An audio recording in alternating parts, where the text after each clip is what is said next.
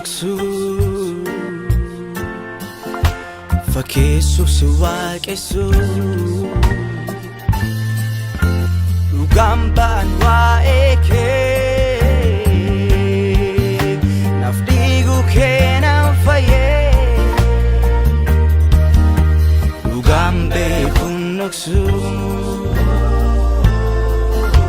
fakkeessuuf si waaqessu dhugaan ba'an waa'ee kee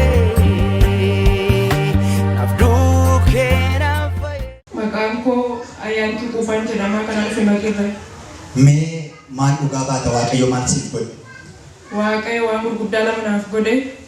Gaafa konferansii guyyaa sanbataa sa'aatii boodan as ga'e kan inni dhufe obboleessa kootu na ilaalu kubsataan isaafan dhufeeyyuu gaafa as geenyee otuma teenyee qooddachaa jirru warri karaa fagoo irraa dhuftan as koottaa gamanatti nuun jee tajaajilan. Wanta isiniif godhu akka isiniif godhu barbaaddan waan barbaaddan irratti barreeffadhaati qabadhaati fuulduratti ba'anuun jedhe.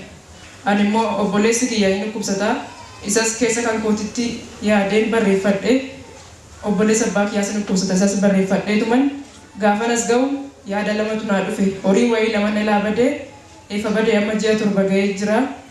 Isas irratti barreeffadheen ammas abbaan manaa kan koo kisii irra jira lafarratti nama kasasa lafa isaati irratti. Gaafa jalqaba namni Waaqayyoo gaafa ergas waamanii keessummoota warra fagoo ergas waamanii booda wanta akkasiniif ta'u barbaaddanii barreeffadhaa jedhan. Qabadhaati koottaan hin jedhe. Ati garuu ani dhuftee isa jalqabaa waan gurguddaa lamaaf ture. Waa'ee obboleessa kee waa'ee obboleessa abbaa keetii. As geessee qabxii meeqa yaadatte? 2 yaadadhe. Maaliif maal? Horiin elaa bade ture horiin 2. Otuu ta'an dhufii asin dhufii horiin sun maalidha erga badee amman?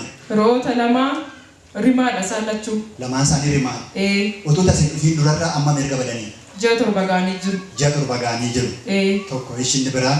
Inni biraa immoo lafa waggaa 47 ga'ee jira amma abbaan isaa dadhabee dhiise inni dulloomeera amma ijaayuun argu bakka bu'ummaaf wa'uuti yoo dandeesse kasasii irraa naafuu ijeeni isatti dabarsee uma kasasa inni yeroo hundumaa lafti kun murtaa'u yeroo hunda.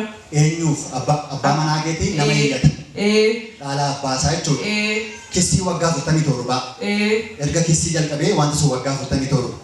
Lafti efaan kissii jalqabee waggaa 5 garuu kan waggaa 47ti. Dhaalichi. Ati amma erga as geessee qabxii kaalamaa yaadatte. Lamaan kana. Abbaan manaa kee kasasaa jiruu fi isa oolaan isa jareettis jalaa badde. Tole namni Waaqayyoo asitti maal jedhee labsan gaafa sana? Waan barbaadan irratti barreeffadhaati qabadhaa koottaa as fuulduratti ba'an hin jedhe. Tole.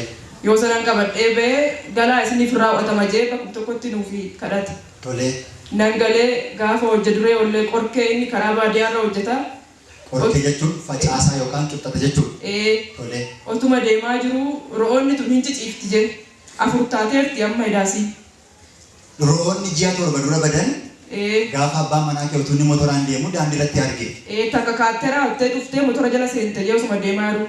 Tole. Masmara oduma deemaa jiru. Ro'oonni hombaa maaliif nagaaluu fi motora jala seenuu taati jee ijjatee hoolaalu re'eettiin kan isaati.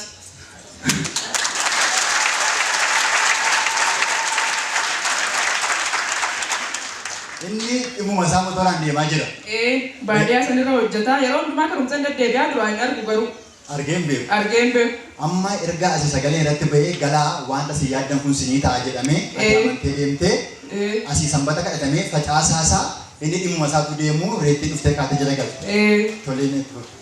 Maayii haqee ijoollee bira haqee ijoollee tiksee kan tiksaa turan bira haqee roonni tun kan eenyu ta'e naan ta'e nyaamti yaanii eessaa isinitti galtee naan baddeetu nutti galtee yaanii warra keessanatti maayinaa warra itti manii bariisaa of eeggalee. Haqee yeroo itti saafatee galee jechuudha. Tolee ni lammaffaa. Gaafa roobii oollee immoo guyyaa kamisaa Adaamatti beellama qaba. Kun gaa asii labsamee reetonni keessan ji'a 7 dura kan badanii turan sanbata asii labsamee facaasaa guyyaa 2 gidduutti isinii galan. Kissii waggaa 5 immoo ammas guyyaa 4 booda kamisa irra jechuudha. Kamisa beellama qabu isaan. Beellama qabu tolee. Gaafa beellamaa qeennaan ati galii isaa murtaa'ee jira yaani. Murteessanii jechuudha.